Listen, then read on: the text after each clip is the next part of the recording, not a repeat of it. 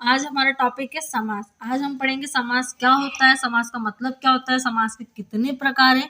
आज हम ये पढ़ेंगे बेटा। चलो बेटा देखते हैं समास का मतलब क्या होता है। इस समास शब्द का अर्थ क्या होता है बेटा? संक्षिप्त करना। क्या होता है बेटा? संक्षिप्त। अब इस संक्षिप्त का मतलब क्या होता है बेटा? छोटा करना। क्या होता है? छोटा करना। ठीक है, कोई भी बड़ी चीजों को हम छोटे चीजों में लिखते हैं, छोटी चीजों में पढ़ते हैं, उसको हम क्या कहेंगे? समास। ठीक है, इसकी परिभाषा से समझते हैं। दो या दो से बेटा, दो या दो से अधिक शब्दों का संक्षिप्त करके एक नया शब्द बनाते हैं, उसे हम क्या कहते हैं बेटा? समास कहते हैं। परिभाषा समझ में आई? दो या दो से अधिक शब्दों को संक्षिप्त करके एक नया शब्द बनाने की प्रक्रिया क्या कहलाती है हमारी बेटा? समास। अब हम जानेंगे समस्त पद क्या होता है और समास के कितने प्रकार है, ये हम जानते हैं। तो बेटा समस्त पद क्या होता है? समस्त पद क्या होता है ये समास में आपको जानना है। समस्त पद की प्रक्रिया के बाद जो एक नया शब्द बनता है, जो एक नया शब्द बनता है उसे हम क्या कहते हैं? समस्त पद। ये क्लियर हो गया समस्त पद क्या होता है। समस्त पद में भी दो पद होते हैं बेटा। पहला पूर्व पद, दूसरा होता है उत्तर पद। अब ये भी आपको जानना है कि बेटा पूर्व पद हम किसे कहते हैं और उत्तर पद किसे कहते हैं, तो आप लोगों को कंफ्यूजन नहीं होगी। पूर्व पद मतलब पहला पद और उत्तर पद मतलब कि दूसरा पद। ठीक है, अब हम इसे उदाहरण से समझते हैं। विद्यालय, विद्यालय है बेटा, ये क्या है? ये पूरा समस्त है, ये एक पूरा पर्टिकुलर शब्द है, समस्त पद है। अब हम इसका विग्रह करेंगे तो विद्या प्लस आलय, इसका समास विग्रह क्या हमने किया? विद्या प्लस आलय। तो बेटा हम यहाँ से समझेंगे ये पूर्व पद क्या है हमारा? ये वाला। विद्या क्या है हमारा? पूर्व पद। और उत्तर पद क्या है? मतलब कि दूसरा पद, मतलब कि दूसरा पद क्या है हमारा? आलय। और इसका समास विग्रह क्या होता है बेटा? विद्या के लिए आलय। तो भाई हम जितना बड़ा बोलने से अच्छा हम विद्यालय नहीं बोल सकते, तो यही होता है बेटा हमारा समास। अब हम पढ़ेंगे समास के भेद। चलो बेटा हमारा पहला भेद क्या है? अव्ययभाव समास। हम अव्ययभाव समास समझते हैं। तो बेटा जिसमें पहला पद अव्यय होता है, जिसमें पहला पद क्या होता है बेटा? अव्यय होता है, उसे हम अव्ययभाव समास कहते हैं। ये आपको ऐसे समझ में नहीं आएगा, एग्जाम्पल से थोड़ा समझ में आएगा बेटा, थोड़ा नहीं पूरा आएगा।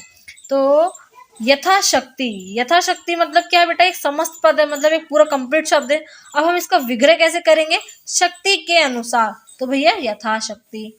दिन दिन प्रत्येक दिन, तो बेटा इसका समस्त पद क्या होगा? प्रतिदिन। ऐसे ठीक है, जो प्रति है मतलब कि जो पहले शब्द हैं वो हमारे क्या है बेटा? अव्यय हैं। जैसे यहाँ पे अजन्म, तो ये अभी हमारा अव्यय है। हमारी परिभाषा क्या बोलती है? जिसमें पहला पद क्या हो बेटा? जिसमें पहला पद क्या हमारा? अव्यय हो, वो हमारा क्या होता है? अव्ययभाव समास। एग्जाम्पल से अजन्म, तो इसका समास विग्रह क्या होगा? जन्म भर। ऐसे आपको करना है। अब हमारा दूसरा आता है द्वंद्व समास। द्वंद्व समास आता है बेटा, द्वंद्व समास। ठीक है, जिसमें दोनों पद, जिसमें क्या बेटा? जिसमें दोनों पद प्रधान होते हैं और उसमें क्या होता है बेटा? और जो और शब्द होता है वो छुप जाता है। जहाँ पे और शब्द छुप जाता है और जिसमें दोनों पद प्रधान होते हैं हम उसे द्वंद्व समास कहते हैं। ओके, एग्जाम्पल से समझते हैं। जैसे कि दाल भात, ये भाई समस्त पद है। अब इसका विग्रह कैसे करेंगे? दाल और भात। रात दिन, ये समस्त पद है। अब हम इसका विग्रह कैसे करेंगे?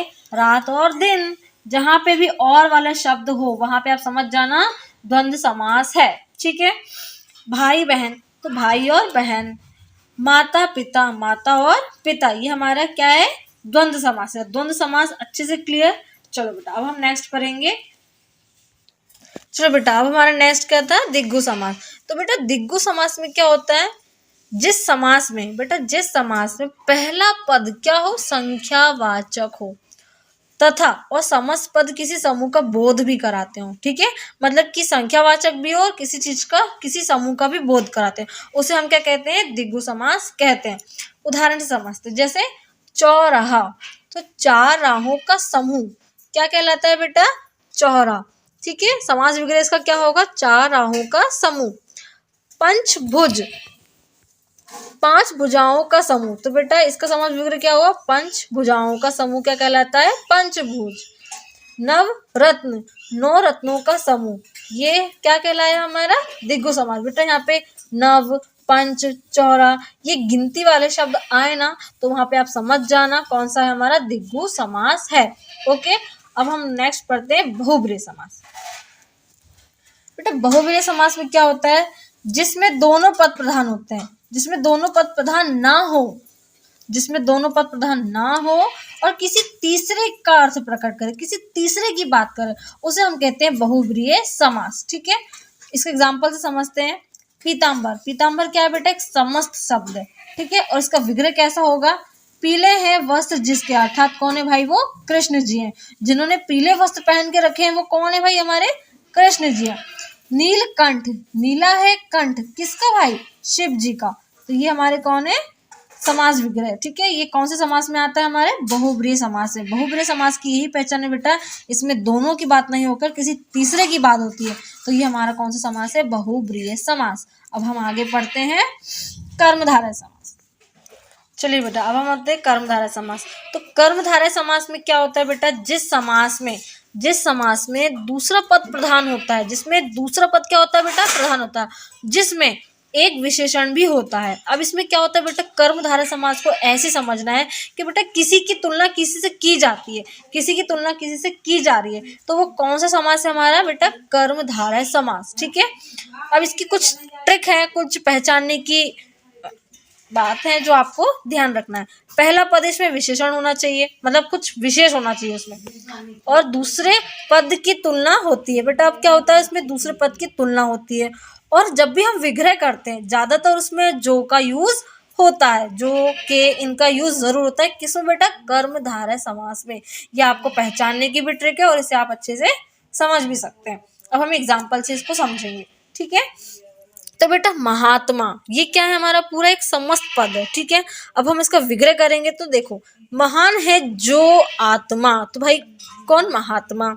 सुपुत्र, अच्छा है जो पुत्र, भाई कौन, सुपुत्र। ओके, जहाँ पे ये जो आया कि नहीं आया ना, तो ऐसे। चंद्रमुख, चंद्र के समान मुख, अब भाई किसी की तुलना भी की जा रही है, ऐसा समझना है। कमल नयन, कमल के समान है नयन, कमल के समान है नयन। चलो बेटा अब हमारा सबसे लास्ट टॉपिक है और सबसे इम्पोर्टेंट है तत्पुरुष समास। ठीक है बेटा, तत्पुरुष समास में क्या होता है, जिसमें कारकों का लोप हो जाता है, जिसमें कारक चिन्हों का लोप हो जाता है। लोप यानी कि उसका छुप जाना, उसे तत्पुरुष समास कहता है। और इसमें क्या होता है वैसा, इसमें दूसरा पद प्रधान होता है, इसमें दूसरा पद प्रधान भी होता है और इसमें कारकों का लोप भी हो जाता है। अब कारक चिन्ह पहले हम देख लेते हैं, क्योंकि बहुत बच्चों को कारक चिन्ह अच्छे से पता नहीं होता है, तो पहले हम कारक चिन्हों को समझ लेते हैं। कर्म में बेटा को का के होता है, करण में क्या होता है, से के द्वारा होता है, संप्रदाय में क्या होता है बेटा, के लिए का बोध होता है। ठीक है, के लिए लोप चिन्ह होता है। ठीक है, अपधन से अलग होने के लिए होता है, संबंध में का की के, ठीक है, इनका लोप होता है। अधिकरण में पर का होता है लोप। ठीक है, ये हमारे कारक चिन्ह है, इनको अच्छे से आप लोग देख लीजिए, समझ लीजिए, फिर हम एग्जाम्पल से इनके समझेंगे। देखो बेटा, अब स्वर्गगत, अब इसका समास विग्रह कैसे होगा, स्वर्ग को गत। ठीक है बेटा, स्वर्गगत का समास विग्रह कैसे हुआ, स्वर्ग को गत। यश प्राप्त, यश को प्राप्त, यश को प्राप्त, यहाँ पे ये को है और इसका जब समस्त पद करेंगे तो ये यश प्राप्त, इसमें को छुप गया, इसमें भी को छुप गया। ठीक है, अब हम और एग्जाम्पल से समझते हैं। चलो बेटा, कुछ एग्जाम्पल यहाँ पे भी मैंने लिखे हैं। मन मना, मन मना में क्या है बेटा, मन से माना। ठीक है, हम इसको ऐसे लिख, हाँ बेटा, मन मना, सो मन से माना। ठीक है, अब यहाँ पे देखो बेटा, से का लोप हो गया, मतलब कि से छुप गया। हवन सामग्री, हवन के लिए सामग्री, तो भैया हवन सामग्री।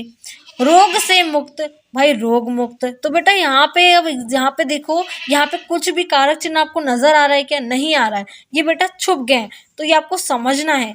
रोग से मुक्त, भाई रोग मुक्त। राजा का कुमार, भैया राजकुमार। ग्रह में प्रवेश, ग्रह में प्रवेश, तो भैया ग्रह प्रवेश। घोड़े पर सवार, घोड़े पर सवार, तो बेटा घुड़सवार। ये ऐसे एग्जाम्पल थे जिनसे आपको समझना है। अब ये अच्छे से क्लियर हुआ हो तो प्लीज़ मुझे कमेंट में ज़रूर बताएं। Thank you.